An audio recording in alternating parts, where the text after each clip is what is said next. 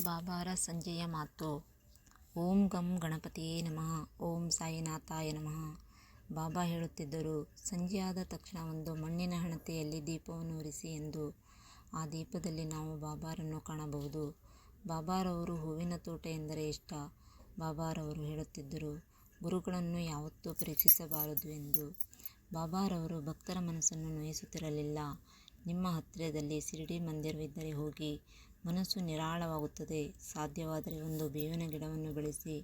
ಬಾಬಾರನ್ನು ನಾವು ಆ ರೂಪದಲ್ಲಿ ನೋಡಬಹುದು. ಬಾಬಾದೇವರಿಗೆ ಆಡಂಬರದ ಭಕ್ತಿ ಇಷ್ಟವಿರಲಿಲ್ಲ. ಬಾಬಾ ಭಿಕ್ಷೆಯನ್ನು ಬೇಡುವುದರ ಮೂಲಕ ಜನರ ಕಷ್ಟವನ್ನು ಬಗೆಹರಿಸುತ್ತಿದ್ದರು. ಬಾಬಾರ ಆಶೀರ್ವಾದ ಪಡೆಯಬೇಕೆಂದರೆ ನಾವು ಯಾವಾಗಲೂ ಒಳ್ಳೆಯವರಾಗಿರಬೇಕು. ನಮಗೆ ಯಾರೇ ಎಷ್ಟು ಕಷ್ಟ ಕೊಟ್ಟರೂ ಬಾಬಾರ ಮುಂದೆ ನಿಂತು ನಮ್ಮ ಕಷ್ಟ ಹೇಳಿದರೆ ಸಾಕು, ಅವರಿಗೆ ಸರಿಯಾದ ಶಿಕ್ಷೆ ಕೊಡುತ್ತಾರೆ. ಮುಂದೊಂದು ದಿನ ನಿಮಗೆ ಒಳ್ಳೆಯ ಭಾಗ್ಯ ಲಭಿಸುತ್ತದೆ. ಬಾಬಾ ಹೇಳುತ್ತಿದ್ದಾರೆ, ಓ ಮಗುವೇ, ಬೇರೆಯವರ ಮಾತಿಗೆ ನೀನು ಬೇಜಾರಾಗಬೇಡ.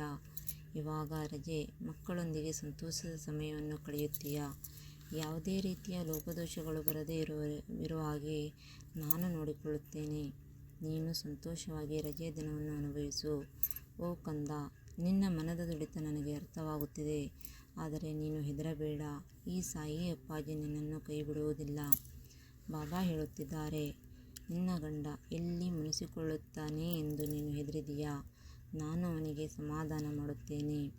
ನೀನು ನಿನ್ನ ತಾಯಿಯ ಮನೆಯಲ್ಲಿ ಸಂತೋಷವಾಗಿರು.